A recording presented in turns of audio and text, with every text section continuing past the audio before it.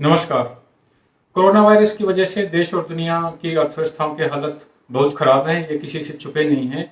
अब जो डेटा आ रहे हैं उससे पता चल रहा है कि किस प्रकार से दुनिया की जो बड़ी से बड़ी अर्थव्यवस्थाएं हैं और भारतीय अर्थव्यवस्था की भी हालत काफ़ी खराब है। दुनिया की 5वीं सबसे बड़ी अर्थव्यवस्था भारतीय अर्थव्यवस्था की यदि पहली तिमाही की बात करें, अप्रैल, मई, जून की, तो उसके सकल घरेलू उत्पाद की जो रिपोर्ट है वो काफ़ी चिंताजनक है। यदि हम जीडीपी के डेटा को देखें तो पिछले 40 साल में जीडीपी में ये सबसे बड़ी गिरावट है। लेकिन इस सब में ग्रामीण क्षेत्र से जो हमारा एग्रीकल्चर सेक्टर है उससे एक बेहतर खबर आ रही है, क्योंकि वहाँ अच्छे मानसून और कोरोना काल में कृषि सेक्टर के लिए जो जून तिमाही है उसमें 3.4% की बढ़त देखने को मिली है। यानी कि सभी सेक्टर्स में जहां गिरावट देखने को मिली है, सिर्फ एक एग्रीकल्चर सेक्टर ही ऐसा रहा जिसमें हमें ग्रोथ देखने को मिली है। और यह कहा जाए तो गलत नहीं होगा कि कृषि का सरकार से कुछ ज्यादा लेना देना नहीं है।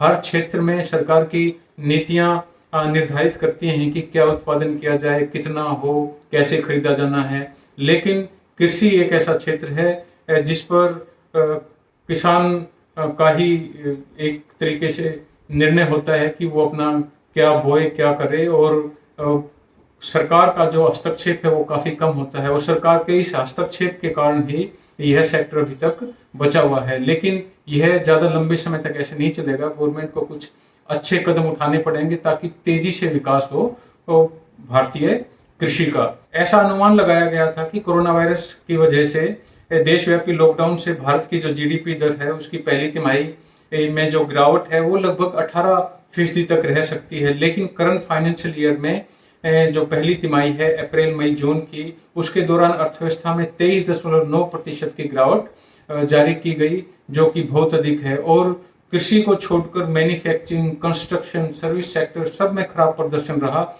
सबसे अधिक प्रभाव जो मैन्युफैक्चरिंग और कंस्ट्रक्शन पर पड़ा, जो 50% के लगभग है। और ऐसा माना जा रहा है कि कृषि ही एकमात्र ऐसा क्षेत्र है जहां सकारात्मक ग्रोथ की आगे भी संभावनाएं दिखाई दे रही हैं। अच्छे मानसून की वजह से इस साल कृषि का रकबा भी बढ़ा है।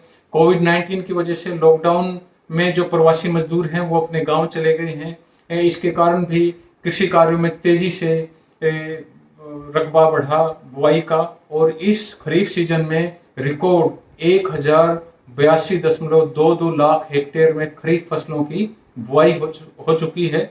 और इस कारण से रकबा बढ़ने के साथ साथ उत्पादकता के बढ़ने से भी खरीफ जो उत्पादन है, खरीफ का जो प्रोडक्शन है उसका बम्पर होने की उम्मीद है। और खरीफ फसल की बुआई का रकबा 2 से 3% बढ़ जाने से कृषि उत्पादन में 5 से 6% की वृद्धि होगी। इसके अतिरिक्त जो प्रोडक्टिविटी है उसमें भी 2 से 3 बढ़ने से जो बम्पर पैदावार है उसके होने के बहुत ज़्यादा आसार हैं। तो खरीफ सीजन के दौरान सबसे ज़्यादा पैदा होने वाले तिलहन, सोयाबीन की उपज में इस बार 31% से ज़्यादा की बढ़ोतरी का अनुमान है। वहीं यदि धान के रकबे की हम बात करें तो पिछले साल के मुकाबले 12%, दलहनों में बुआई है उसका जो एरिया है वो 6.8%। इसी प्रकार से तिलहनी फसलों की बुआई में 14% और कपास की फसल के क्षेत्र में पिछले साल के समान ही जो अवधि है उसमें 3.4% की बढ़त रही है। एग्रीकल्चर सेक्टर ने अपनी ग्रोथ के साथ साथ दूसरे सेक्टर्स की भी हेल्प की है। यदि हम ट्रैक्टर जैसे कृषि उपकरणों या दो पहिया वाहनों की बिक्री की बात करें तो इससे हमें संकेत मिलता है कि ग्रामीण जो डिमांड थी उसमें बढ़ोतरी हुई है। इसी प्रकार से जो ऑटो सेक्टर्स में हम देखें तो ट्रैक्टर सेल का भी कोरोना काल के दौरान भी उसमें ग्रोथ देखने को मिली है। वहीं cellular operators association of India और TRAI telecom regulatory authority of India है, उसके आंकड़ों की हम बात करें तो सब्सक्रिप्शन के मामले में टेलीकॉम कंपनियों को शहरों में हुए नुकसान की भरपाई अब गांवों से हो रही है। खास बात यह है कि कोरोना काल में भारतीय किसान न केवल घरेलू जरूरतें पूरी करता रहा है, साथ ही उसने दुनिया भर के कई देशों के लिए भी वह सहारा बना है। हमारा एग्रीकल्चर सेक्टर किस प्रकार से बना है कि जो मार्च से जून के दौरान जो एग्रीकल्चर कमोडिटी का एक्सपोर्ट है उसमें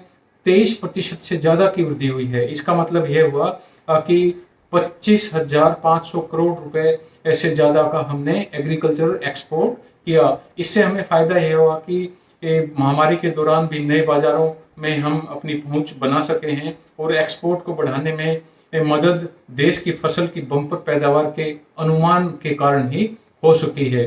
तो संकट के इस समय में एग्रीकल्चर सेक्टर में जो ग्रोथ हुई है, इससे यह स्पष्ट हो गया है कि एग्रीकल्चर सेक्टर ही देश की लाइफलाइन है।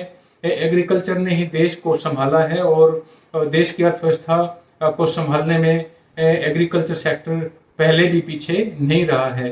तो इसलिए अब नीति निर्धारकों के लिए यह जरूरी हो जाता है कि वह हमारे इस एग्रीकल्चर सेक्टर की भूमिका को पहचाने और इस लाइफलाइन को और मजबूत करने के लिए कदम उठाएं। एक झटके से एग्रीकल्चर सेक्टर का महत्व अब हमारे नीति निर्धारकों की समझ में आ ही गया है और तो अब हमारे एग्रीकल्चर सेक्टर को भी उतना ही महत्व मिलना चाहिए।